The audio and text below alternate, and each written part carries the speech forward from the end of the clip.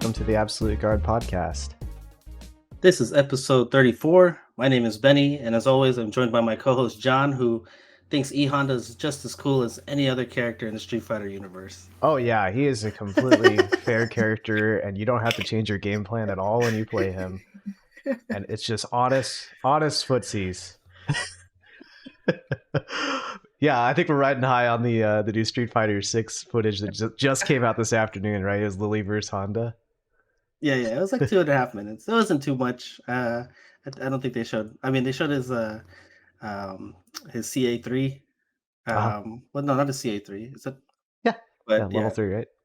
Yeah, but it They looks usually really try cool. to end those with the level 3s just for like the style and stuff too, right? Yeah, but very cool. Yeah, Are you gonna learn I'm him on excited, Hitbox? You think? Yeah, I think if I'm gonna play Hitbox on Street Fighter 6, it'll definitely be with him. Sims, up for grabs right now, but we'll see. Okay, very cool. Yeah. Well, so who do we got on the show today? So we have Scott Sabre Bender on right now. Welcome, Scott. Hey, what's going on, guys? It's nice to see Honda not deleted, I guess. Are you sure? I think it's nice when Honda's not in the game, but that's just me. Hey, you know what? It's got to say something that he was the only character that they were not showing off. Makes me wonder, what was going on in development with him. I think something was really broken. Yeah, maybe he was too broken or wasn't interesting enough. But his CA looks amazing. Jesus, I'm looking at it right now. It just looks sick. You mean Honda wasn't interesting enough for something? No way. No way. Yeah. He looks pretty cool here. I gotta say.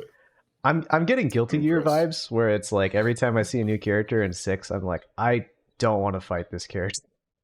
I'm not saying I want to fight him. I'm not saying I want to fight him, but he just visually looks cool. He animates cool. I like it.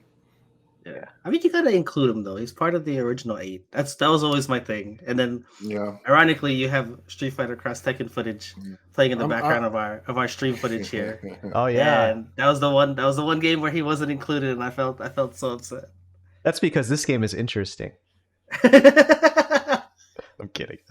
I think this footage on the background right now is for Street Fighter Cross Tekken, the Ranbats that we used to run a long time ago. Oh, those are so much fun. Yeah, and Cross Tekken is known for its first in-house implementation of rollback netcode. It used this netcode called Kagemusha, which went really poorly on launch. A lot of people shit on Cross Tekken because of the gem system and the on-disk DLC, but the launch actually went really poorly because there was sound artifacting on the initial netcode implementation. You said again? It was awful. Yep. Yeah, it was terrible. I think it's really easy for us as a community to be like, add rollback, and then like Cross Tekken's example, and then most recently Samsho's example with the beta branch for it. It shows that adding rollback isn't as simple as copying and pasting a jar and putting it in there, or rather copying and pasting an application and then putting it just copy paste a library, I guess. You actually got to go in there. For sure, because you look across Tekken, they built that game from the ground up with that netcode, and they still had some issues. And then now you got a third-party developer going in and having to redo the rendering pipeline for a currently existing game and retroactively fitting it in, and that creates a whole new can of worms. Yep. So. A barrel of worms. Yeah, it could be barrel worms, I guess. Everyone's got their own unique barrel too. It's like a different engine per company. Yeah, I played Samurai Showdown. I played that beta a little bit, and it was hilarious, but it was pretty bad. It was pretty bad, but I like how perceptive they were. I still have hope for it. So, yeah, I think the online ecosystem has evolved definitely to the point now where we don't have to worry about asking for rollback anymore. But we kind of neglect to talk about the past and like what online was like even before 2009 and when all these new games came out with online features. So I think part of this is actually something I think we wanted to talk about since we started the show was like what is XBand, and I mentioned it in our pre-show, but I don't know what I don't know anything about XBand, so it's very much going to be a learning experience. Yeah. So yes. Scott, do you want to go in and talk about like how did you guys do online early on and what games were you guys playing? Yeah. Well, I was just gonna say like briefly like my experience. Right. Like I never had XBand. That was just one of those things. Like I'd always see the ads for it in the magazine, and I was intrigued by it, but it was just a whole parental kind of thing, right? Like they didn't want to. It was bad enough that they were buying me video games already, right? And I was wasting my time over here on the side playing games. Like next thing they need to do is be like, hey, do you mind buying this online thing so I could play with other people like across the country? Like, it wasn't something that was going to cross their mind. Like it was hard enough even just getting like internet at the time. So this was a product that was advertised in the magazines you were reading, Benny? Yeah, in the gaming magazines, like Electronic Gaming Monthly, Tips and Tricks, all those kind of magazines, like. You'd just be flipping through, and then you'd have the one-page ad, and it's just XBand. And if I remember right, I think there was TV commercials too. Oh wow! I don't remember if there was TV commercials, but man, there was definitely ads in the magazines. Yeah, magazines for sure. Yeah, all right. So if I saw one of those ads for XBand and I wanted to buy XBand or buy the product, what would I get? So you would basically just get this purple cartridge. You think of it like back in the day, if you knew what a Game Genie was, think of like the Sonic and Knuckles add-on lock-on cartridge, right? So it's just like you plug that cartridge, you plug the XBand into your Super Nintendo or Sega Genesis, and then you put in the game that you want to play on top of the XBand. Okay. And so it's like a pass-through, and all it is, it's like a 9600 baud modem, wasn't even 14.4.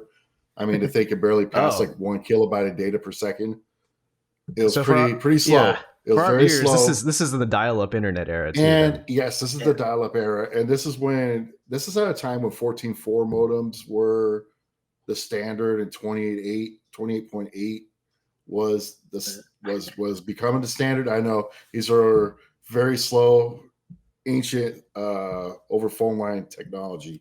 And then you would plug the phone jack into the XBand, and then that is basically it. And then you had a switch on the other side that turns the XBand on or off. So if you wanted to play the game without using the XBand, you just want to play offline, you just turn, you flip the switch. So you didn't have to unplug it. You could make it a pass. So you're like this cartridge. So this is like SNES or Genesis? Both. So your console would basically just be sitting there wired to with a telephone line cable. Yeah, exactly. Yeah, that's it. It's very simple. You didn't even need a computer then, right? No. Okay. No. Keep in mind, man, this concept was extremely new. You gotta understand. This came out late? I'm gonna say 1994. I mean, that's what I was looking at. 94, 95. You gotta think about Doom was still fresh. Online games were not a thing yet. Yeah. Right. The way you played Doom is you had a buddy, you wanted to play 1v1, you get their phone number. So they would host, and then you call their number on their modem, it would connect, and then you play one-on-one through the phone line. You weren't playing online, but you were direct connected, right? Okay. And that was really all online gaming was. There was no online gaming. It just wasn't a thing yet. Yeah, there's like a social implication too, right? Where it's like we didn't really know how to treat strangers on the internet yet, even. So like, like Benny, you mentioned when you were describing the magazine and talking to your parents about potentially getting it and stuff, right? It's like, how do you describe that to somebody that doesn't know what the internet is?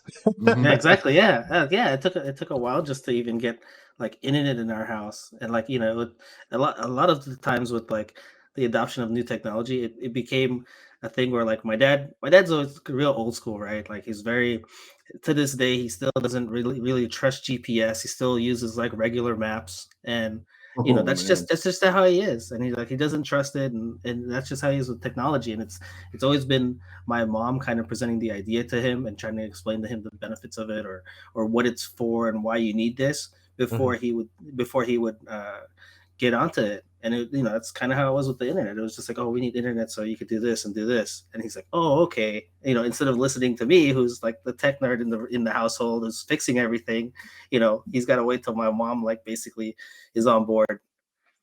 So what would your dad have said if you were busy? Because I know you didn't have an XBand, but just in general, if you were clogging the phone line with the internet, like did he understand that, or was it? No, he didn't understand that either. We eventually had to get that second line because this was before just around when call waiting was a thing, right? And it's just so we had to get that second phone line, and I had to, when we got a computer, and I had to explain that to him, like, why do we need a second phone line? Well, if I'm going to use the internet and I'm going to use the computer, you can't call the house. Well, why can't I call the house? And I'm just like, why do I have to explain everything behind the technology and the infrastructure and how this works? Like, I'm just telling you, if you call the house, it's going to be a busy line. Like, you're not going to be able to get through. Mm-hmm. Oh, okay. Well, okay, then okay, I'll get the second line now. That's how it was. That's how it was in my house. Yeah. It's funny because when the XBand came out, I had no interest in it. I saw the ads, but I didn't understand it. Huh. It was a foreign concept, right?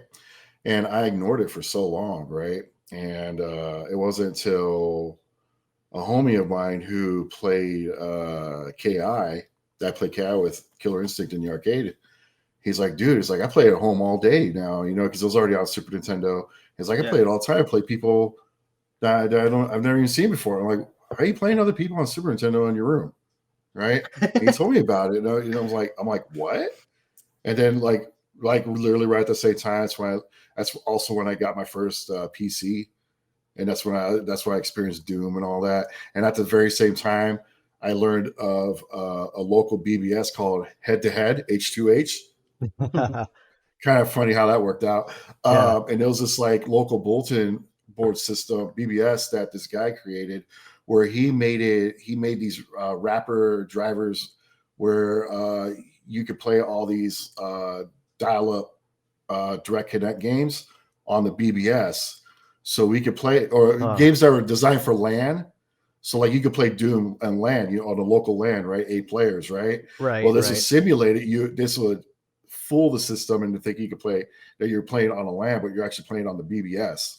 And you make these custom drivers for these games so we could play on that. So I found that, and then XBand at the same time. This is like the birth of online gaming. And at the same time, on the PC side, because the internet was still really new at this time, there were these programs called Kali, Kali, and Dwango that were doing the same thing for online. As they were making these games, they were making this software that was basically emulating. It was taking the LAN functionality of these games and trying to use it online. That was actually online internet. The head-to-head thing was just a BBS. XBand is not the internet either. Okay. You're not connected to the internet on XBand either. It's almost like a bulletin board system. So this is really, really the birth start of all the online gaming. Like Catapult, the guys that made XBand, they jumped in at the right time. They saw it, and it was great, man. And okay, I don't know if you want me to get into what it's all about, or if you got questions first. I guess. Well, so what? I'm curious. I tell you everything from a technical standpoint. I'm really curious. Yeah. But I was gonna say, no, just briefly, you talked about people emulating the LAN, and I remember that with Halo 1, the first Xbox, that was because that didn't have before Xbox Live. I think it was XP Connect or something like that is what it's called. I never got around to setting that up, but it just reminds me of that kind of situation where it's just it's something that people wanted to play, but they didn't have the option to do it. So somebody somewhere was just like, hey, I'm going to put this together and I'm going to do it. Yeah, exactly. There's a need for it. There's a want for it. Somebody out there that has the technical know-how will figure that kind of stuff out. It's the same thing. Yeah, it was the same thing. I remember that too. But yeah, so in the case of XBand, so the way it worked is you turn it on. It only worked with specific games. You couldn't just play any game. So it worked with let me list off of some notable games. So Weapon Lord, that game was built from the ground up to work with XBand. So that was cool. It played really well on there, but no one played it. Yeah, Super Street Fighter 2. You had MK2, MK3, KI, NBA Jam TE, Super Mario Kart, that was really huge. Kirby's Avalanche. I think you had one of the Maddens and NHL games. Wow. Kirby's Okay. Avalanche. For those that Kirby's don't know, Avalanche, that's basically Puyo Puyo. Oh man, there were so many good players on there. Holy crap! And there's probably a couple others. I think it's important to note that there's some Nintendo games noted in there because like this is third-party software, right? This is a third-party add-on, yes. right? So Nintendo definitely didn't sanction this or like didn't approve it per se. I don't know. No, I think it was an officially licensed. Yeah, it was officially licensed. Really? Okay. It had the seal and everything. Yeah. It wasn't. I guess to be on the system. They were licensed. Yeah, they were licensed. Oh yeah. Okay. Yeah. I was looking at the. Yeah, the only modem released in America to have been officially licensed by Nintendo. Wow. Yeah. So they got their blessing and everything. So the way it worked is you turn it on, and then the game doesn't pop on. The XBand menu comes up. Okay. And it's just a really simple. This music comes up, and you're just greeted with a welcome message, and you can make your own online name. You get 4 accounts, so you can make 4 different gamer tags, right? Okay. And all you do is you could pick you want to go and play a game. You can look at your records. It stat track your win-loss record. And then you had Xmail. So you had emails. They were called Xmail in this. So you can email people. That was cool. And you also had this thing called, you could also look at the week, every day. Like I remember on Mondays, KI, they showed like a weekly leaderboard on Monday. That was KI's day, right? And it'll show who were the top 10 most wins of the week nationwide. And then there would be like this overall leaderboard score, right? Okay. I have a couple of different questions if I could stop you there then. So number one, is when you make that account, you said you can have 4 accounts, right? Is that an account that like you have to make on a website, or do you make it on the unit itself? You can change it. You can change it on the fly, whatever. Okay, so it's like one of the profiles. If I make an account, if I name one of mine Sabre AZ, and then the second I go online with it, I own that name. Okay, so it is. But I can also change the name anytime I want. So the next day I could go and I'm gonna drop the AZ, just put Sabre, and then the next time I go dial in, it's gonna see that, and I'm like, okay, so that name is freed now. Oh, okay. So it's not like the name was permanently used. It's just whoever's online at the time. Okay, yeah, right. I see it. So it did create. We'll get into that later, but I'll get into that stuff later. Because there's some interesting stories. I want to get to it. I know we only got so much time, so there's a lot to go. Go ahead. But anyway, and then they had this thing called the weekly bandwidth or something like that. There was like a daily bandwidth, and basically it was like daily news, gaming news or whatever, right? I believe it or not, man, I learned about X-Men versus Street Fighter being an actual thing from XBand. Oh, I didn't know the game existed until it was out. Okay. And I learned it through XBand. I was like, X-Men versus Street, that sounds amazing. Like, what the hell? And I didn't know it existed. That's how crazy it was back then. But anyway, that's the first time you've learned about a game on the internet, as opposed to an arcade, right? Remember, this wasn't the internet. So what it does is you go in and then you log in. So it dials into whatever their local dial-up server is, and it downloads all the data, and then you're offline. Okay. It's just pulling all the data and then disconnecting, right? Yeah. So it sounds like there's a hub that handles all the mail stuff and handles like unique user accounts. Yeah. So you're logging in. You're logging in. It's pulling any emails you got, the daily bandwidth, and all the information in there, and all that, and probably doing a security check, whatever. Like looking at the usernames. That's it, right? That stuff. And that's it, right? Okay, fair enough. So the next step is like you want to go online, right? Oh, you also can create a friends list too. Yeah. So if you got people that you like playing, you favorite them or whatever. So anyway, you go online. If you want to go play, there's a button just called challenge, right? And all it does, you hit challenge, and then it dials into XBand again, right? It dials into that, and then it'll disconnect you. All it is that it's registering you into a queue, a fight queue, right? So you dial in, it'll do, you know, and it'll connect. You hear the modems talking, whatever. Okay. And then all of a sudden, and then what it does is it takes you back. It takes you back into the menu, and you can still do all your emails and stuff like that, read and whatever. And then what it's doing is putting you in a fight queue. And keep in mind, this is just local play. You're just playing people on your same like area codes, you know, because long distance is a thing. Keep in mind. I'll get into that too. So it puts you in a fight queue, and then once the XBand servers find another player that also logs in and gets put into the fight queue that's playing the same game, then it gets the information, and it's like, all right, we're going to connect these two. Like now, like that second, so like the second per, I'm trying to play KI, right? And I'm waiting for somebody. The system's got my number, right? It knows I'm waiting to play somebody. And all of a sudden, someone else with KI logs in. And then it notices that. And then it's like, okay, now I'm going to have player one dial player two. And then now they'll be direct connected. Yep. Peer-to-peer. So it's just a phone line connection. There's no internet. There's nothing in the middle.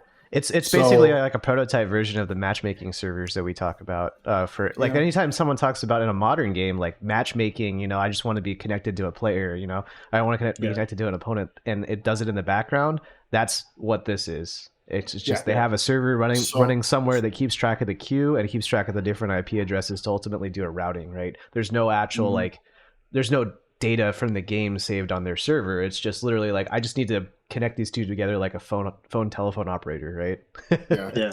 So so in the case of KI, and then what it does, the game will boot up, right? After it establishes the connection, it'll boot up the game. It'll go through the cycles, and the second you're able to control where you would normally be able to control after all the intro screens and all that, the XBand takes over, runs basically like a macro, right? And like it is hitting start through all the end menus automatically to get you to the select screen immediately. So you get into the select screen and you pick your characters, and then you in that game you had to hold selector on the versus screen so you do your button config, and then you play a first to three set. So you play a first to three set, and then after that it'll go back to the XBand menu, and it'll ask you if you want to play them again.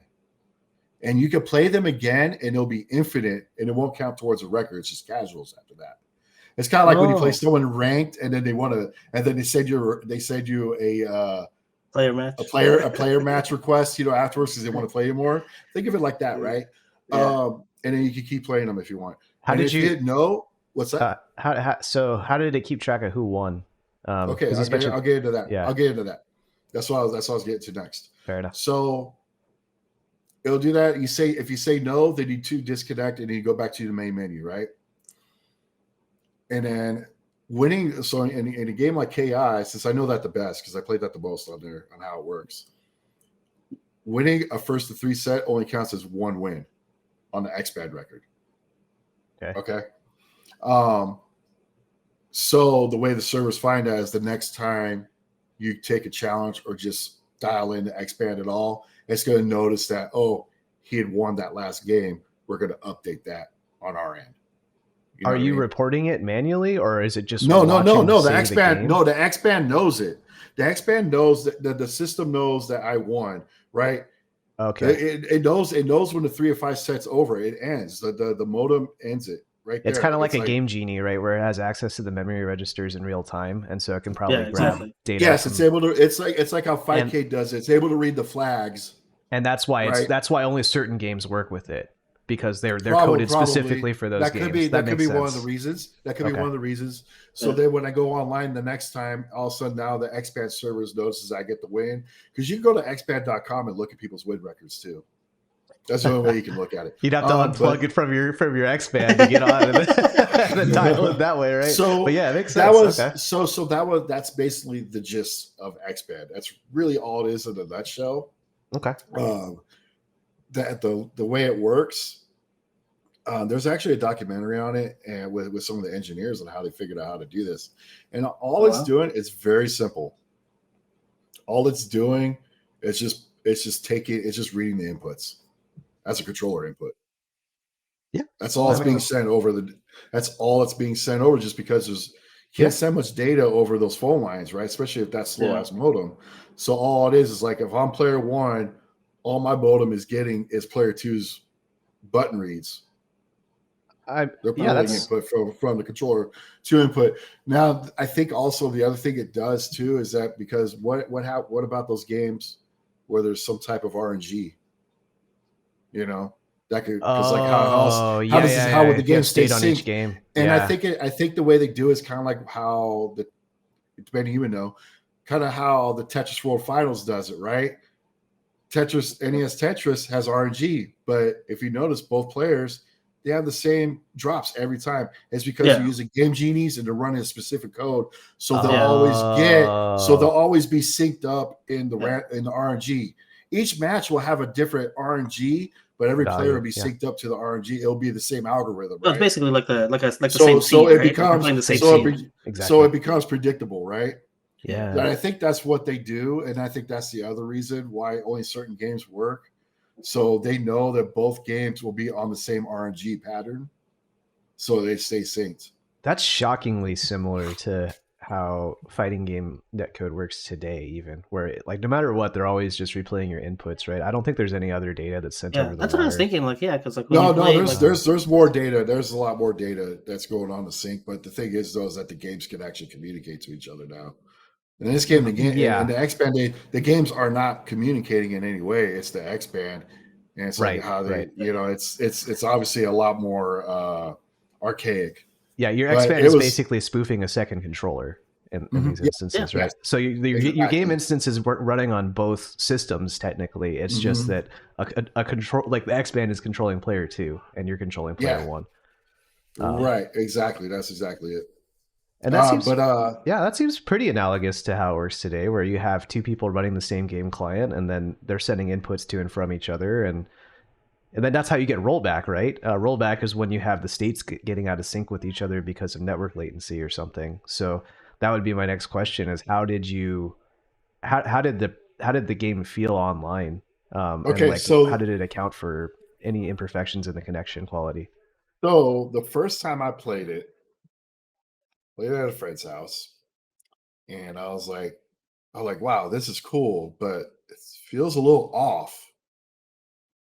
Like it's just a little bit. It was the first game I played, and I was like, maybe it's just me because I haven't been playing this game. I haven't been playing KI at all because I moved on to other games and you can't play anyone at home, and so I was like, maybe I just wasn't used to it. It could have been that. Turns out that they got it down to, if I'm not mistaken, the engineers said they got it down to 2 frames of lag. Really? Which is freaking impressive. And let me tell you, it's incredibly consistent. Like, it doesn't change. It's smooth. Like, do you think it didn't matter if I played someone local? It didn't matter if I was playing someone in New York. It didn't matter. Interesting. It was all the same. Do you think it's because it uses telephone infrastructure as opposed to cable internet infrastructure? I honestly don't know. I'd have to go back to that documentary because it was really interesting. But man, I was like, dude, this is I mean, I didn't have a concept of lag at the time. Sure. I didn't know how to explain it. I thought it was just me. At the time, I was like, all right, I'm just not used to it. So I play again, and I'm already adapting. And then next thing you know, I'm starting to kill everybody. And I'm like, I'm addicted, bro. And then luckily, we didn't have a lot of money back then. And my friend that ended up buying it, he's like his grandparents are super rich. He got whatever he wanted. I mean, he even had a freaking Neo Geo, for Christ's sakes. And he had it. He wasn't really into fighters like me. He was like casual. He didn't really care that much about it. So he just let me take it. Oh, wow. And I didn't even pay for it. I mean, his grandparents' credit card was on the thing. Yeah, that's what I was gonna say. I didn't pay a dime to play XBand. because in terms of the XBand stuff, right? So I was looking at the wiki article about it, and it was like they said it was prevalent in Blockbuster, which I don't remember at all, really, because you can rent it. Yeah, I was you at can actually Blockbuster all rent the them. time. Right? Yeah, you can rent it from Blockbuster. Yeah, but they were showing that there was two pricing plans. There was a one for $4.95 that lets you 50 times a month connections, and then additional connections were 15 cents. And then the other one was $9.95 with unlimited connections. And then that's the only connection, local. Yeah, and then that was only local. Mm-hmm. And then a connection would count anytime you were dialing into matchmaking, downloading your Xmail, or downloading the bulletins, and then you were assessed a fee of $3.95 an hour for outside of your local area. So nowadays we're spoiled with cell phones, and right, everybody can just call pretty much whatever unless it's international. But like back in those days, like if you were calling somebody out of state, they were charging you for that.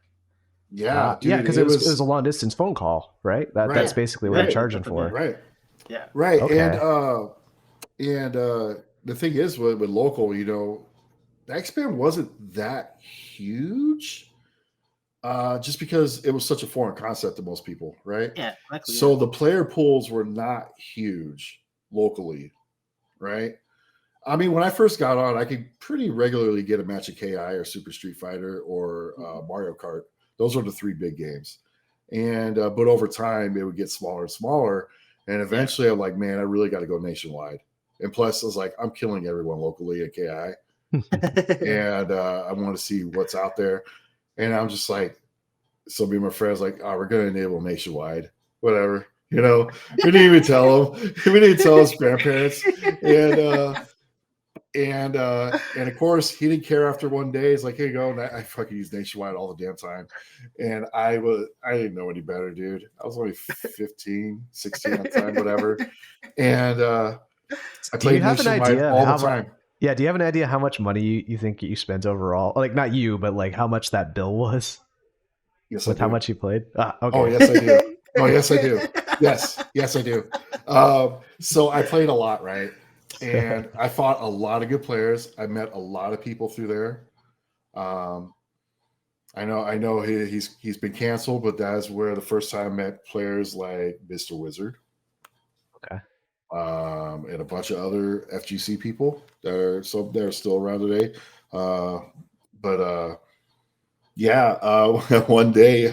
And to go back to one of your stories, Benny, about the phone lines, I was playing this all the time. I even stopped going to the arcade for a while. I wasn't going as much. Oh wow! Because this was so addicting. I could play. Yeah. I can get up at midnight and just start playing people, right? And I'd play so much, and between that and then being online on my computer, playing on that H2H thing, that phone line was always taken up. Always. Always. So it would suck. Like I'd be in the middle of a match playing on XBand, and then my parents pick up the phone, and you're hearing this garbage. Next thing you know, my game stops. I'm like, oh, dude, and like the most epic game, and it gets disconnected, right? But anyway, eventually they ended up giving me my own phone line, so there wouldn't be a problem anymore. Oh, nice. Yeah, they were cool about it. I mean, dude, I think at the time it cost like $15 for another line. It wasn't that big of a deal. So they hooked me up with another line, and yeah, dude, it was amazing. I couldn't say more better things about XBand as an experience.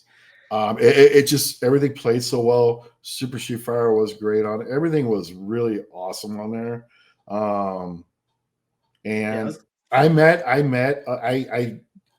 feel this alt.games.sf2 on Usenet. Mm-hmm. I think these two are the main starting points of the modern FGC. Really? Yeah. Yes, because they both came around at the exact same time. Yeah. Okay. And there was cross pollination. I learned of alt.games.sf2 through XBand, right? Yeah. And then I learned, some of the people I played are on there. And then also this is the first time where you're learning of all these people, all these online personas. Yeah. On XBand, you're playing them all the time. And eventually they're just like, hey, let's all have a meetup. Yeah. Stuff that we take for granted, stuff that we do all the time these days, right? This was not a thing back then, because before then, we do the arcades. You just meet the random people that you met at the arcades. Yeah. And some of them you would kind of befriend, whatever, and then you go travel to other arcades. But this was different, right? You're playing complete strangers that you don't have a face attached to or anything like that, right? Yeah. And then you want to go meet up for the first time. And so we all did. And we met at this Peter Piper over on Shea in like 32nd Street over here in Phoenix. Oh, yeah. Okay. Yeah. So it's not too far from where you're at, or probably not terribly far from where you're at, John. Yeah. And this place is awesome, man. It had like a basketball court and everything. Had all the fighting games, had all the cool shit. I met everyone there. So I met like Cigar Bob for the first time there.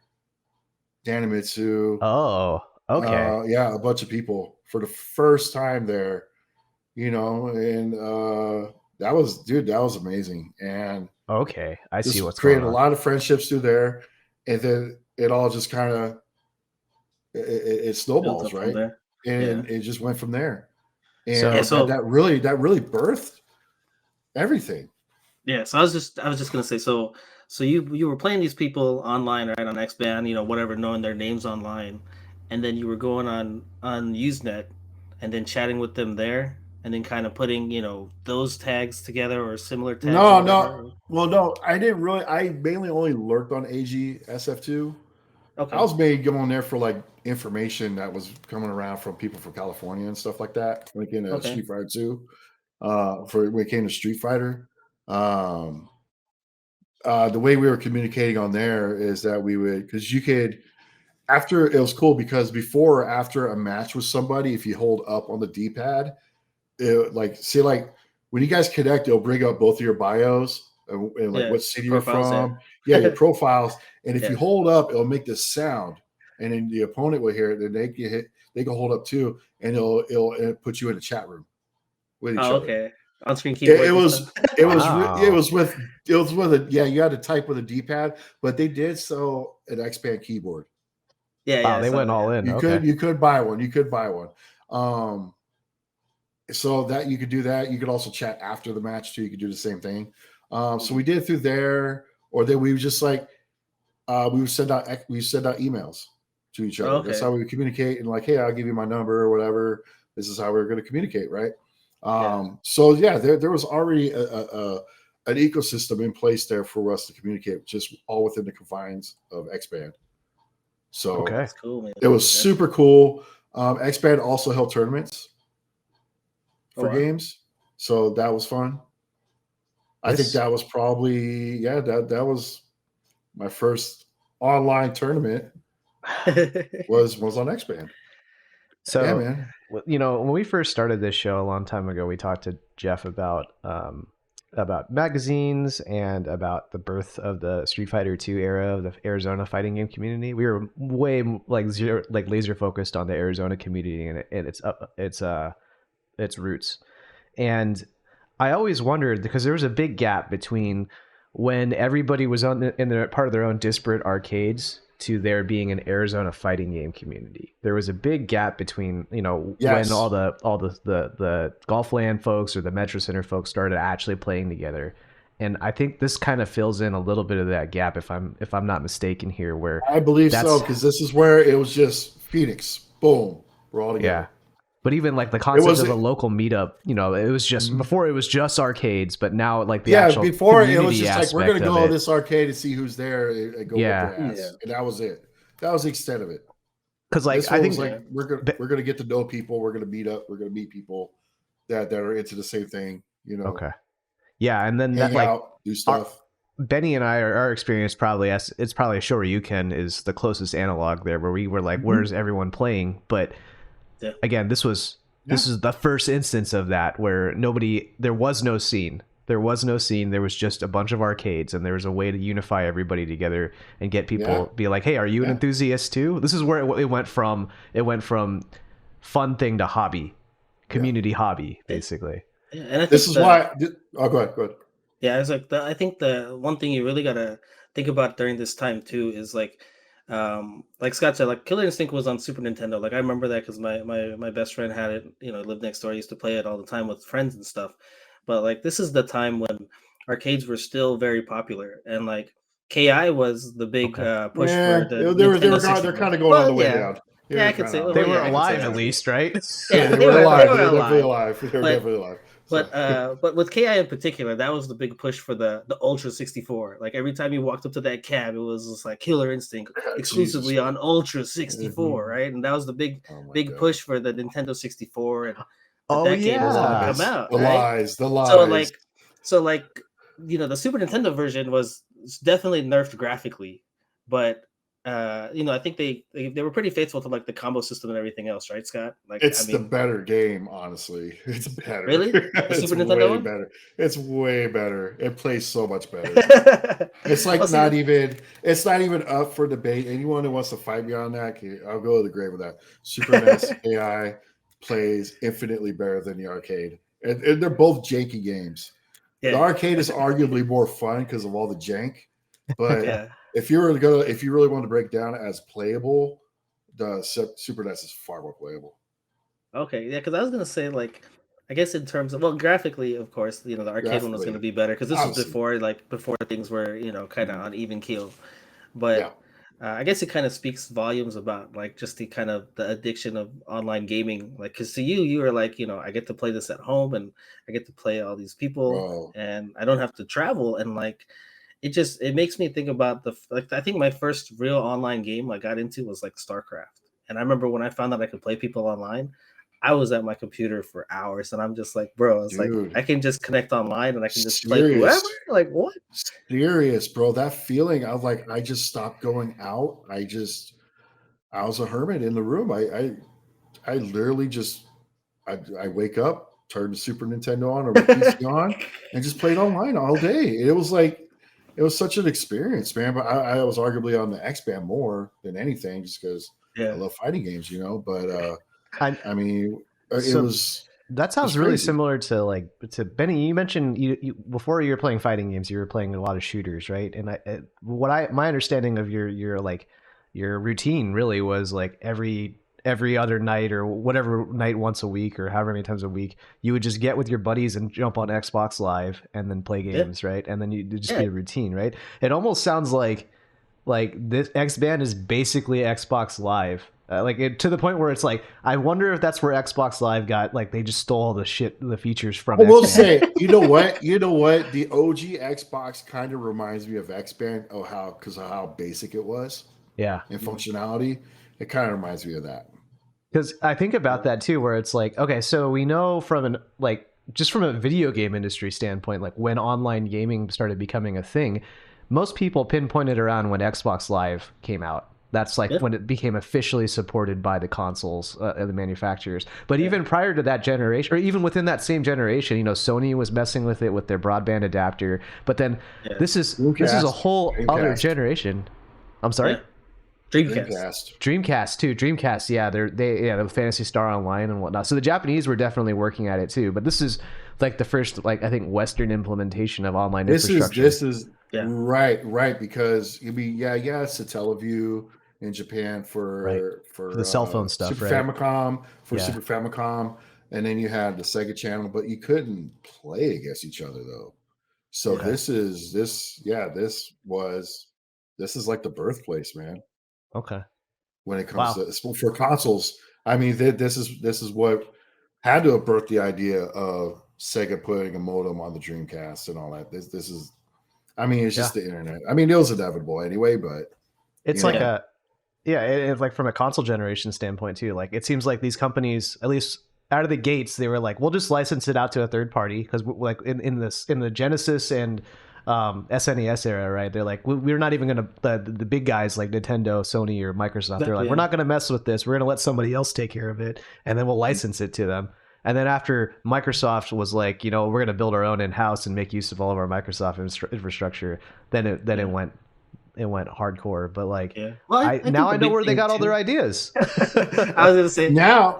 I think the big thing with the consoles in particular, especially with you think about XBand 2, right? It's an add-on, right? Like it's not something that came standard on the hardware. Like that was first with the Dreamcast, if I'm not mistaken, right? Yes. Like even like the PS2, right? Like you said, the broadband adapter. I remember I worked at Best Buy when that was like basically Xbox Live the PS Online and stuff started. And the hardest thing was to sell people like the broadband adapter. Like, you need this, and you need to buy this, and you need to subscribe. Blah blah blah. Right? It was still foreign to most people. If you didn't have a computer, people were like, "What are you talking about?" They're like, "Do I even need another controller at that point?" That's like the general like consumer brain power applied to this stuff back then. It was how we felt when we first experienced XBand. We're like, what is this? Like, this doesn't make sense. Like, how does it work? and we were super niche, and I can't even imagine what those people were feeling when they were getting bombarded with like, why do I want an internet connection on my PlayStation 2? That doesn't make sense. Exactly. That's a topic for that's a topic for like another different thing. But yeah, that was a big thing with Xbox, because I remember people were like, well, why do you need an Ethernet adapter? Why do you need a hard drive? These are all optional on PS2. And I was like, well, that's why nobody does it. Everybody bought a PS2 because it was a Blu-ray player. Like, that was pretty much the thing. Or was it Blu-ray? DVD. Yeah, because it was a DVD player, because everybody wanted a DVD player at the time. Mm-hmm. Yeah. So it's just like, I have a tinfoil hat thing here. Okay. So earlier we were talking about the subscription prices for XBand, right? And I had a funny joke that I was going to try to worm in later and be like, "Oh, it's funny how subscriptions back then were such a big deal. A good thing they aren't a big deal anymore, right?"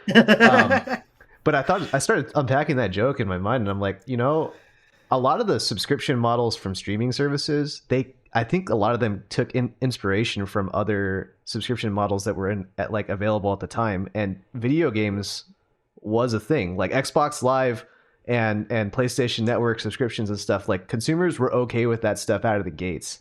At Sony, there was a little bit of pickup, but either way, so you gotta wonder if XBand subscription model inspired Xbox Live's subscription model, which in turn inspired streaming services subscription models.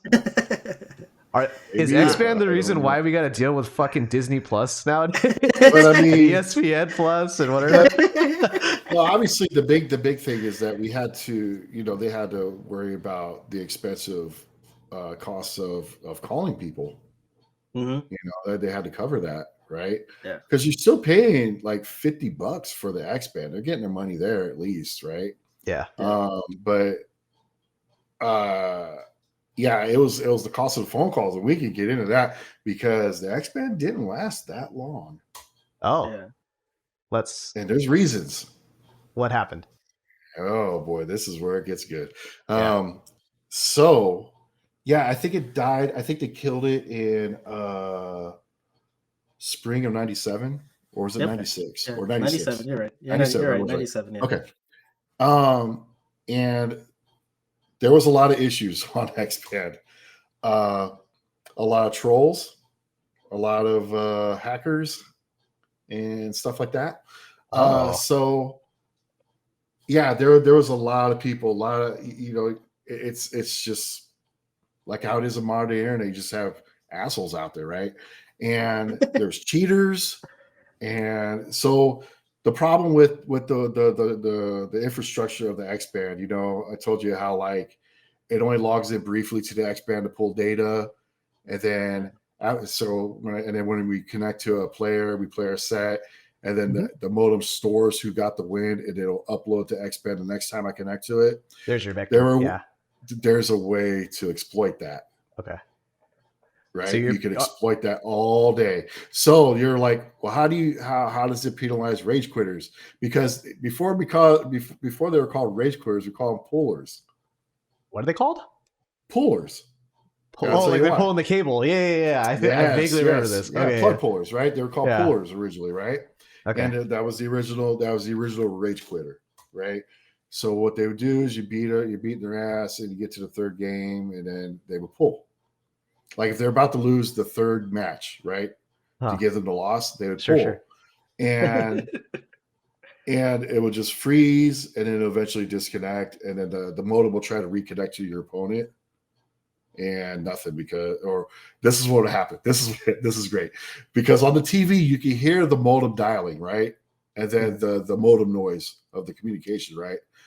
But what will happen is like you'll play your match, they'll pull, the game freezes for like 5 to 10 seconds, and then the XBand will say that you lost connection, right? Let's say connection lost. and then it'll go back to the connection screen and try to reconnect to your opponent. So you hear it dialing the opponent's number, right? And then you'll hear the phone ring, and then you're like, I know this guy rage quit. It wasn't a drop connection. This guy definitely rage quit, right? And what he does is he'll pick up the phone and start talking shit to you through your TV. That is fantastic. He's like, oh, you effing scrub and this and that, just talking trash. It's like, I know where you live. I'm gonna just death threats and all typical stuff you hear on like a game of Call of Duty, right?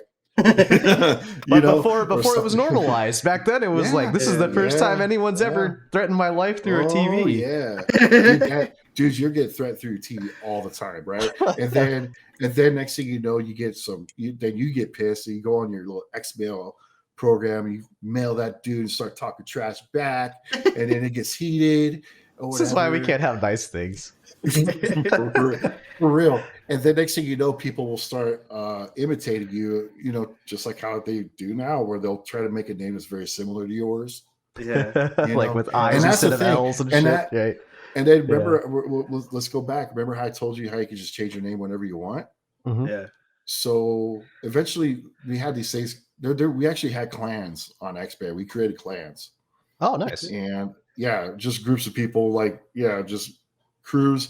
And eventually, you'd want to put your clan name into your username, right? Yeah. But if you do that, it frees up your original name. So what you do, okay. So this is what you have to do, right? You have to use one of your other 3 accounts, and name it your original name so no one can take it from you. So you have to be very clever, and you have to be quick. You have to make sure you're doing these swaps.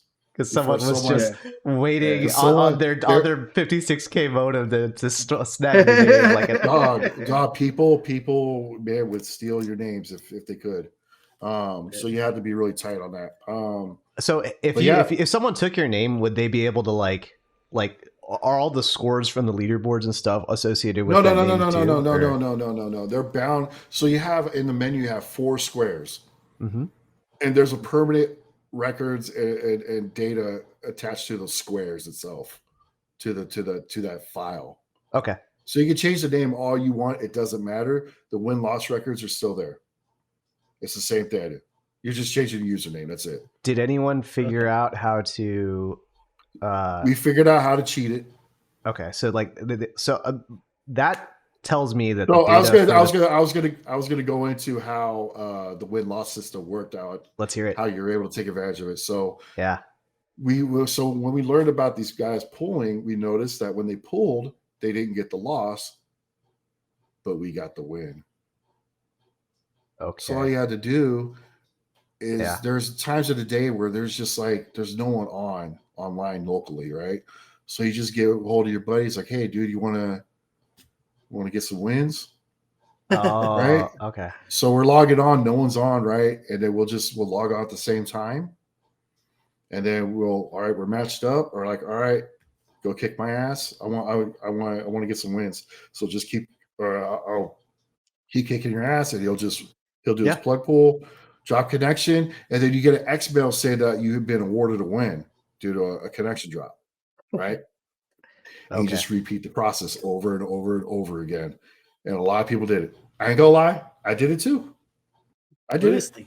Boosting is the phrase. Yeah. Boosting, yes. I can't remember. We had a name for it before, but I don't remember. I did it a little bit, but I mainly did it for my friend. He wanted it really bad because he didn't have nationwide, and he wanted to keep up in nationwide rankings.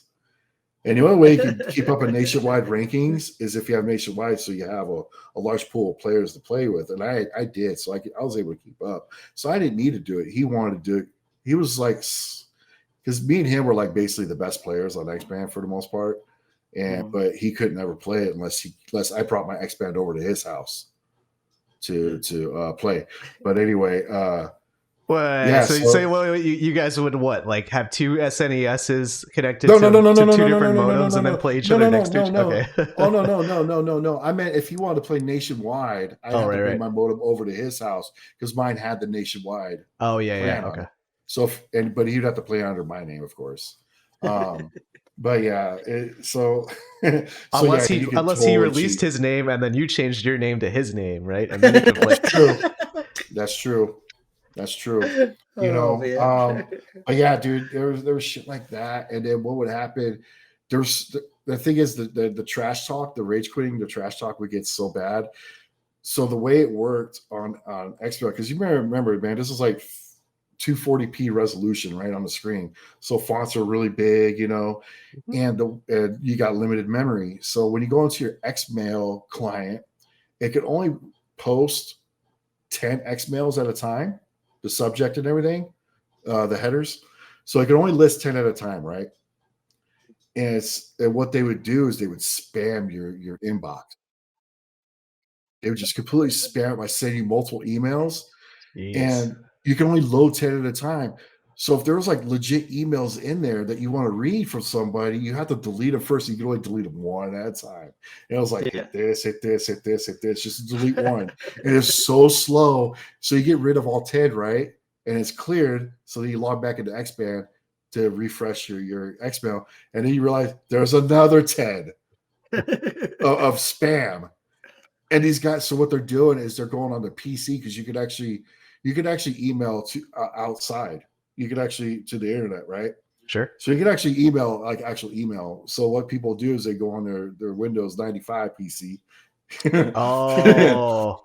And this is like the first DDoS attacks almost. Yeah, not quite like a DDoS, but yeah. But it was similar. They would just flood your mailbox. Yeah, and the thing is, the server could only hold a maximum of 40 Xmails. So they would just send 40 every time, right? And then if your mailbox is full, no one can send you email. It'll say like, this person's mailbox is full. So you couldn't get anything. They would constantly block you. So you would have to tell people. You'd have to tell people of an alternate account. It's like, hey, send all your, if you need to get a hold of me, email that account. I don't go online with. It's gonna be online tactics, man. Oh, dude, you had to do all sorts of. Dude, there's so much bullshit. And here's the other problem, right? So I'm talking about how Catapult went under eventually, and the reason why is we started finding out ways to scam the nationwide plan. Okay. To get free to play for free. Okay. I can't remember how we did, but it had to do with polling and doing something. And then we play our set with someone nationwide. I said I could play someone in California, right? Right. I used to do this with Mr. Wizard, Sick Dick, and a bunch of other people from SoCal. I would connect to them, and we do something where we play our first 3 set, and then we pull, but then reconnect, and then go into infinite and go into casual matches, right? Okay. And for some reason, when it reconnected, the XBand doesn't notice it. And it's not accounting for it. But I mean, the phone company definitely notices it, obviously, right? So all of the sudden, Catapult's getting these huge phone bills, right? Huh. But the XBand accounts are accounting for that. Oh wow! Okay, so there's like an actual like financial ramification to the company itself because of these scams. Yes. Okay. Right. So there people are figuring out stuff like that. There's the other thing, dude. You're also on top of the Expo part. People are basically getting doxxed. Yeah. Okay. Because what's happening? You're connected to someone. What are you hearing? You're hearing the dial tone. But you can also plug something in the phone line. But you can also plug something in the phone line in the middle, to pull that phone number. Yep. Because all it is just sound tone, right? Yeah, you can just you can use the dial tones. You can figure out the phone numbers. Yep. Let me tell you, I would get phone calls in the middle of the day from random people on XBand all the time. Really? My parents would be answering. So I know it sounds really stupid, but my old username was because I was so heavy into hip hop and favorite color was blue, and I was kind of around questionable people at the time. So my friend, I'm not good with names, and my friend's like, "We're gonna call you Sabre Crip."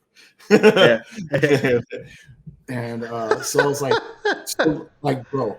So let me tell you, people would call these guys from Atlanta. It's one name. His name was like Gage, or whatever, and they would call at like 6 p.m. or something like that. My mom would call, was like, "Yeah, is Cyber Crypt there. Oh man. And they're like, what are you talking about? And dude, there would be people that they would call you and pretend to be someone else that you think that you knew. And they would just, dude, yeah. This is somewhat. It's not only like, hey, this is some creepy internet shit. This is the first creepy internet shit for a lot of people. But that was the other thing too. Is like I would play people online, right, on Nationwide, and they were cool, and they're like, hey, you want to talk on the phone? So So what we would do, the way we do it is we play the match, and before the X-Bands disconnect, we would unplug the phone cable and plug it into our phone and just start talking. Oh, that's kind of cool. It's like post lobby. But you got to remember, the X-Band's no longer connected, so it's not seeing these charges anymore. But we're still connected via the phone company. So X-Band footed all that then? Like it was through their. I guess they're the ones making the call technically, huh? They're the router service. Okay, right. They're the routing service. So this stuff doesn't show up on your phone bill. So everyone was scamming it. Wow. And then here's the other thing people were doing. SkyTel was really huge back in the pager game with pagers back then. Pagers. Yes, pagers. I remember pagers. So we what we did, instead of doing XBell, was played out. It's slow, right? We didn't want to keep typing in XBells with our Super NES D-pad. We wanted voicemail, right? So there were some wily individuals on XBand that were hacking into people's SkyTel pagers and hijacking them. Wow. Hijacking accounts and giving them out to people on XBand to use as voicemails. Wow. Okay. Dude, there you go. Yeah. Okay. So this was pretty nefarious. Based on how you described it, like my inner software engineer is going ham with this right now, because I can kind of dream up a dialogue or like a diagram, like an architecture diagram, where it sounds like XBand had a central server that kept track of email and did the routing for the phone stuff that we've already talked about, and then the actual like product that you purchased was a thing that had state, so it saved a lot of like local results, and then after certain trigger periods it would go and upload those results, right? So the game plan is then either you alter the physical thing that you have and you find ways to hack that thing, that cartridge, or alternatively you spoof the cartridge and you just upload something else in return, and no matter what, XBand is making connections to their server through the phone lines. And so you're able to just kind of like hijack that. You're able to like piggyback on it as it's connecting. And then, what was I trying to say? Oh, right. So then the matchmaking server waits and receives those responses, keeps track of like the results for the matches. But in reality, it's not. It's what we call a it's read, write, and it's like unwrite or something. There's another term where it's rather than like go and modify the match scores, like the list of wins and losses, you just blow it all away. You say it's called, it's not update, it's shoot, I forget. Anyway, all that to say is that basically the unit that you bought is like the source of truth for all your data, essentially. And so their server is really dumb, and it's just whatever someone sends me, I'm going to process it and take it. And then back then, like there's no security. There's the telephone lines themselves. It's raw. It's just raw data, either, right? There's no checks and balances, no nothing. Yeah. Okay. So it sounds like the telephone infrastructure is ultimately what killed it. Because like nowadays you have like ISPs that are able to stop that shit, and you can stop it there, and then XBand might not be as financially culpable for all those long distance calls. Even the concept of connecting to someone on the internet from across the world, there's no usage charges there anymore or anything. Yeah. Exactly. So that was a big thing. So they did release a modem for the Saturn. And then they tried going on they had a platform on Windows 95, but there was no point to it, because online was coming packed in with the games itself, like battle.net was becoming a thing now with Warcraft 2. Quake had come out, and I was in Quake World with that. The client, they have their own clients.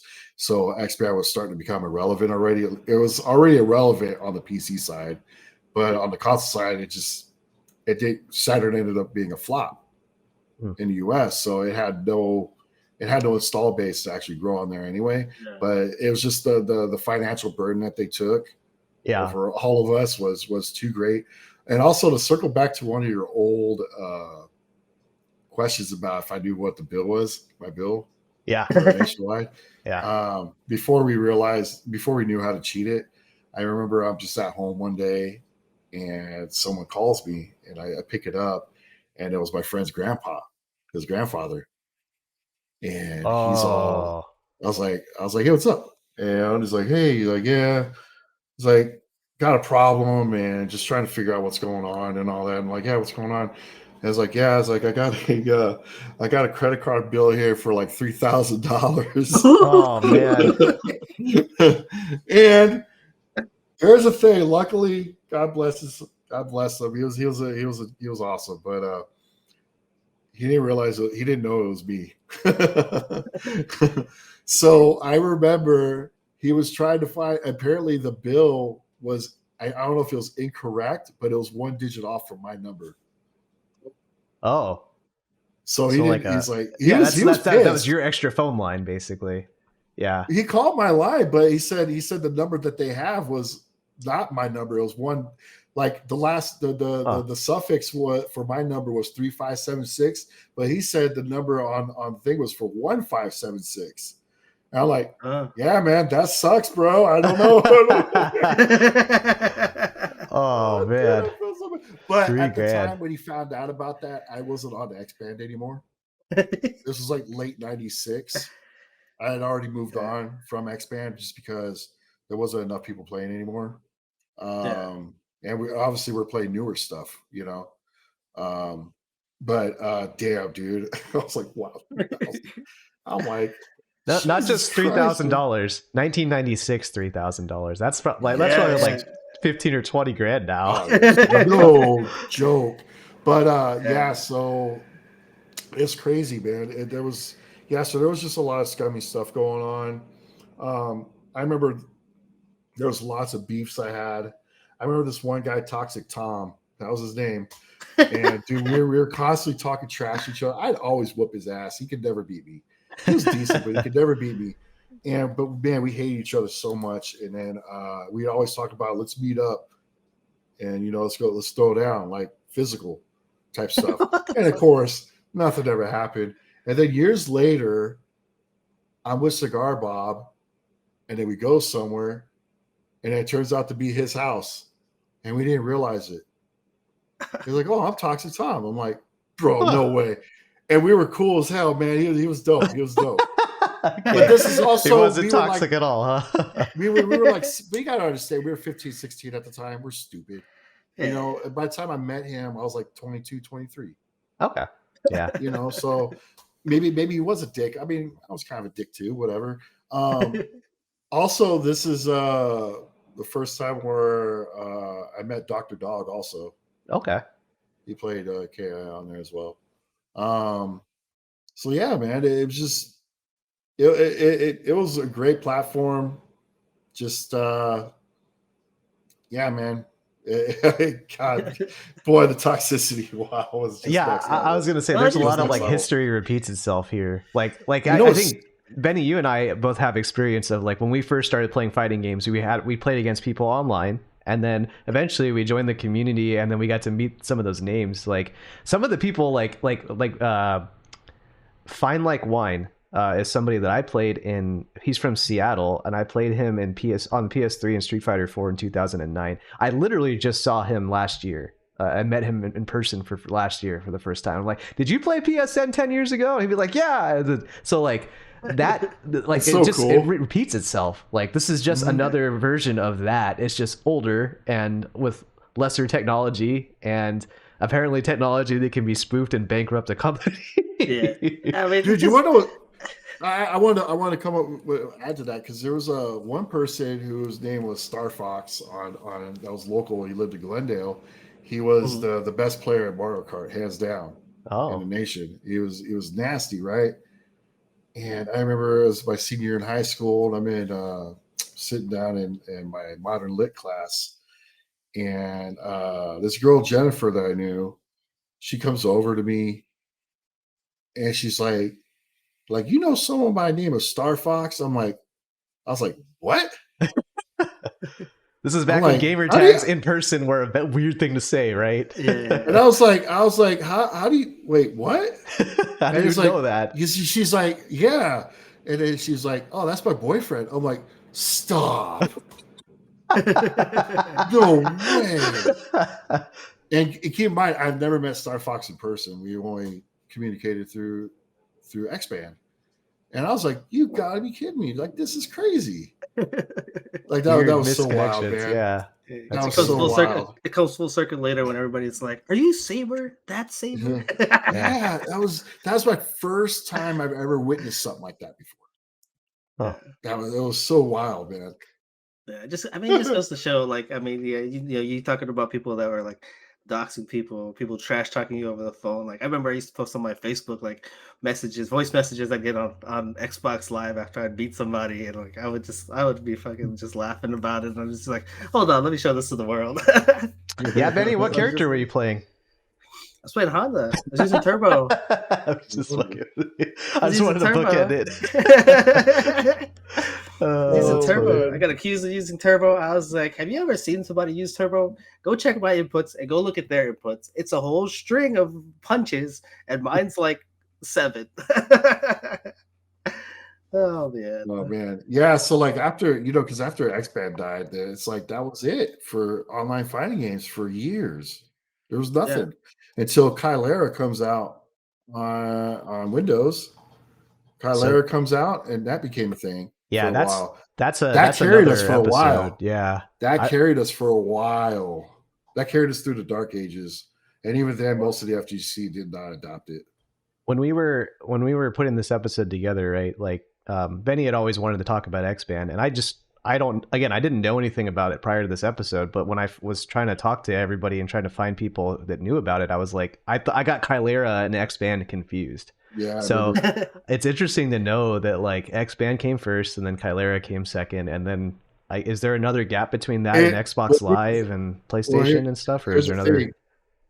Here's the thing: you have XBand comes out in the mid '90s, infancy of the internet, and it played amazing, right? And then you have Chimera, which you played on emulators, and it had a master server, so it had too many cogs in the system, and it's awful. Chimera was awful. It was just straight up, it was awful, right? But we did have another thing, but it was only limited to Super Nintendo. And the original Z-SNES emulator, specifically 1.36. Mm-hmm. I remember that. This is the one you could play multiplayer, right? Yes, and this is the first instance of rollback that I know of. They put rollback in the emulator? Yeah, so this is early 2000s. Oh, I didn't know it was rollback. I didn't know what it was at the time because so the way Z-SNES worked is you had to get someone's IP, and connect that way, right? Manually, right? And then there was a number that it would default to 3, and people would tell you, it's like, take it all the way down to 1. It plays the best that way. This is a time where we still don't know things about frame data and all. We don't know all this stuff yet, but it did. And I'm like, man, this plays amazing. I was playing KI Super Street Fighter. I'm like, dude, this feels like I'm playing on XBand again, but like better, right, or something. Wow. And then, but it was hard because it was like, man, I have to manually find people to connect to. Basically a Discord fighter. Someone luckily came up with a program called Z Battle. It was a front end. Oh, sounds like Fight K. This is looping again. It sounds like Fight K and GGPO. Yes, so people would get together. They would host a room for a game, and then you go in, play your 2 players, and then that's how I was playing KI again and all that. I played that a lot during the dark ages when I couldn't go to arcades or play at people's house for modern games. So I played that a lot. It's like, it's like GGPO is not the birthplace of rollback. The Cannons are not the inventors of it. That was my question. But I'm not trashing on them because the invention of GGPO is still insanely important. Right. So, because they brought it to the forefront. The technology had already existed, but Yeah. It wasn't in our wheelhouse. It wasn't in our field of vision or anything. I didn't know how to. I was just always talking about like, man, a player on here is like really good, and I couldn't explain it. I didn't understand it. Even when GGPO came out, I thought GGPO was new technology. I didn't know it was actually that. To clarify for our viewers here, the Cannon brothers invented this library called GGPO, and it was a whole ecosystem at the time. But GGPO rollback and GGPO aren't the same thing. GGPO is a type of rollback. Rollback is just a networking theory about how to work with inputs when there's hiccups in the internet traffic. And so I guess my point is that like Fightcade is something that's built off that, where it uses GGPO, but it's still fundamentally its own thing. It's a server that talks to emulators on a client server basis. Like the people that log into it and do all the matchmaking and stuff, they're running emulators, and then you're just running a matchmaking server. That's what Fightcade is. And it sounds like XBand's the same way, GGPO is the same way, the original GGPO instance. And Fightcade was originally a hacked version of the GGPO platform, because Founder didn't want to keep it up anymore. And they're like, fine, we're just going to reverse engineer it and then do it ourselves. Okay. But now obviously it's open source. But yeah, I mean, that's a whole rabbit hole of like stuff there. Yeah. But that's interesting. I didn't know that the Cannons didn't invent rollback. I thought they did. And I like they had for the longest time. I've read their documentation about how rollback works, and it's very technical and very very detailed. Yeah, maybe there's stuff in there that maybe they did innovate on and took it maybe to the next level. Maybe, I don't know, but I could go back and play. I could tell you right now, ZSNES has 100% has rollback, because you can see the rollback artifacts when it happens. That's and crazy. The fact that number we learned over time. That's how much frame delay is. So it's consistent frame pace. It's consistent, always consistent. And then obviously the further I connect, the more rollbacks I'm getting. It's the same. It's the same thing. Exactly. I was gonna say that's just crazy to me, because that was the first like SNES emulator that I remember hearing about from friends and stuff, and I was just like, I remember looking through those menus and seeing that stuff for like online stuff, and just some of the technology or some of the terminology was familiar, but then it's just like I didn't know how to use it. I never connected to anybody online, but I was just like, I always looked at that and I was just like, I was like, I guess you could play people online. Yeah, it was funny because the first time I used it, I was like, this is awful, because you could choose if you want to connect via TCP packets or using UDP packets. And UDP. I was like, so I was like, I'm going to use TCP, and I'm like, this is awful. And then you switch to UDP, it's way better. And it's because you want to use UDP for rollback, just because if the packet gets dropped, you want to keep it going, because TCP, it's going to wait until it gets that packet. Mm-hmm. If it drops, it's going to wait no matter what. And that's what's going to cause the game to slow down and all that stuff. Whereas UDP, if it drops the packet, it's like, whatever, just move on, forget it, move on to the next one. And that's what's going to cause like a frame skip or whatever, rollback, but it's also faster. Right, we're learning about networking fundamentals on the Absolute Guard podcast today. That's just if that ever comes up on a networking exam, just say TCP requires a handshake, UDP does not. Yes. That's what I was learning about. That's how I was learning it. I was learning it through that. Dude, I was taking that networking class. When I took that networking class, I literally left it early to go play games with you guys, Street Fighter 4 at those boot camps sometimes. That's hilarious how that all comes back to it. Man. That's great, dude. But yeah, man, dude, XBand has so many fond memories. I love it. Obviously, there's a Facebook group and all that. They've been reviving it, trying to make it work again, and they've been able to get it going. They just want to do it just for nostalgic purposes, and all that. There's been some people like Bill Gold who's been converting a lot of VHS matches to YouTube, so you can find some players you might know, like really you can see like how were they playing Super Street Fighter back then, and stuff. Man. I had one match of KI played against Wizard, but it was pre-YouTube and it's lost. And he used to always, he had lots of It sucks because he had lots of VHS tapes of our matches, of lots of people's matches, and he always hung that shit over my head. I got all these matches. I used to kick your ass. I was like, no, you didn't. I was like, because I always told him, like, you could show me the footage. You never would. And then the one teaser that he did, it was me whooping his ass. And I was like, he never released it. Obviously, now we'll never get it, but that is of reasons we're not going to go into. So when I first joined the scene, like it was the Dogface show, who was a member of the Arizona community that just kind of did the first instance of essentially podcasting, but it's an in-person show.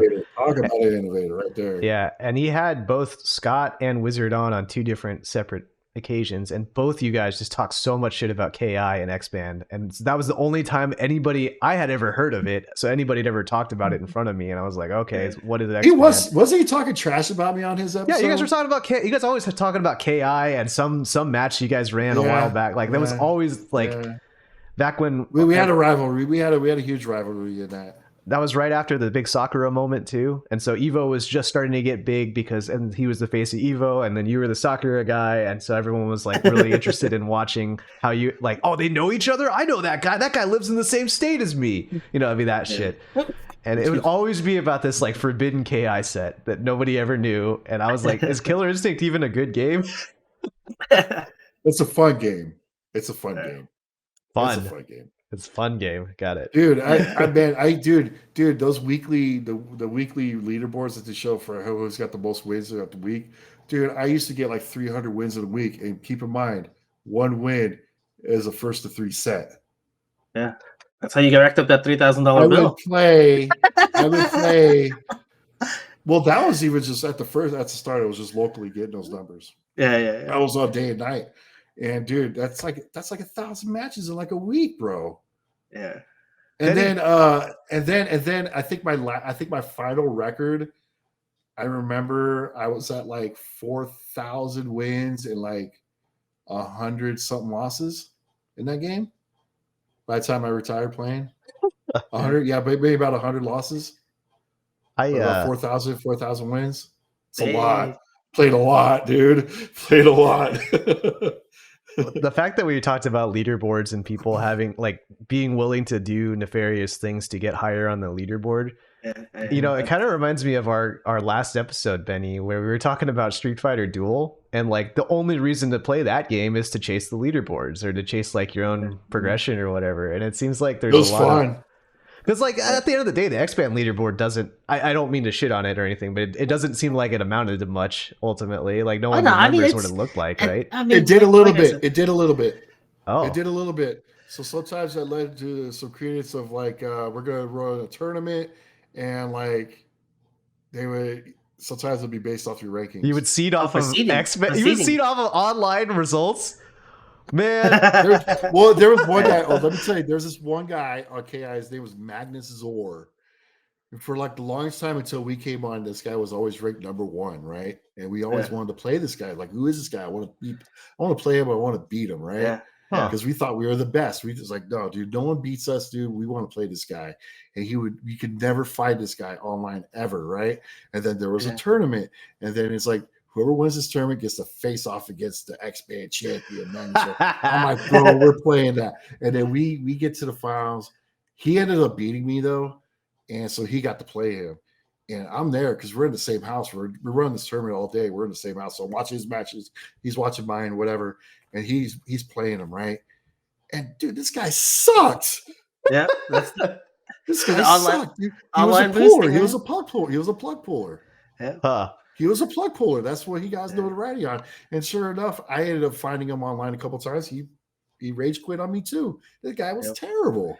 Yeah, that's the thing, man. It's like, I mean, if anything, like this whole discussion, like, I mean, like I said, it goes back to people boosting, people to finding ways to. This is the origins. The more things change, the more they stay the same, right? I mean, it happens all the time. I remember looking at people's leaderboard names, whether it was on Street Fighter 4 or whether it was on Call of Duty, and like, you know, I'd recognize the name and I'd be like, oh wait, hold on, you have a good ranking, and then like I'd play them and I'd be like, you suck. I was like, why are you up here? You know, it's just like that's it. That's, you know, ultimately those people will be found out. But and that connects a little bit with some of the Street Fighter 4 community feeling, where it was like online was not viewed as a legitimate way to play Street Fighter 4 for a lot of people. And for me, it was the OGs that were mainly shitting on online as not a viable solution. And so I was always curious about where that mindset came from. And it's probably because of this guy, this plug puller guy that was boosted. He started it all. Yeah, he ruined online legitimacy and set the community back for 10 years. That's what happened. At least when me and my boy were at the top of the ranks, even though I was definitely letting him get free wins a lot, we were justified up there because no one could touch us. No one touched us. It's a lesson worth talking through, though, in that, like, because right now we are fighting as a community, COVID kind of fast tracked it, but it's ultimately like, what is the legitimacy of online tournaments and online results, and how much stock do we put in them? You know, in the Street Fighter 4 era, I don't think that was there wasn't a ton of stock put into them. But then in this era, this most recent one, a lot of people are like, online's the future, you know? Like we're gonna start putting millions and millions of dollars on online tournaments. And we've kind of done a giant U-turn. And I'm kind of curious about, like, now I know where a lot of the like that trepidation came from, and we needed technology to catch up. You know, all kinds of XBand walked so we could run, I think, in the future. Yeah, man, and we're finally there. It only took 30 years. Yeah. Well, let's hope Street Fighter 6 doesn't botch the landing. Same with Tekken. You know, I think we're in good hands. I don't know about Tekken, but at least Street Fighter, we're good, and everything else. Fair enough. Yeah. Cool. Well, that kind of runs through our show here. Thanks very much, Scott, for coming in and talking to us about XBand. As always, I like being you guys' historian. Yeah, that's great, man. Any shout outs or anything on your way out here? I just shout out to everybody that watches. You guys, of course, you know, local Arizona scene, the overall FGC, everybody. Yeah. You know, really looking forward to 6. Tired of waiting. I'm trying. Why does Diablo have to come out the same week? June's gonna suck. I do want to give a shout out to our viewer Psycho Blue in the chat here, and Riz1. Thanks, guys. You guys are what's up, guys? Yeah, they're at the forefront of their retro game advocacy, and I think these history lessons are a good way to contextualize that. Because you know they're alive on Fightcade, or in Cross Tekken's case, you know, they have a really thriving offline community, and so there's variety of different ways to solve the problem. Right now we're playing EX2 on Duck Station because they got rollback now on PlayStation 1. Okay. So everyone's playing EX. So EX2 is like the hotness right now. Shout outs to that group. That's super cool. They keep the games alive. We'll go ahead and wrap it up here. You can find us on Twitch at twitch.tv/Spiral Series, youtube.com/Spiral Series, and on Apple Podcasts and Spotify under Absolute Guard. If you search on Twitter, we are absolute_guard. And one of these days, I'm going to get through that entire read through without making a mistake. But that's where you can find us. Thanks very much for tuning in, everyone. See you later. Peace.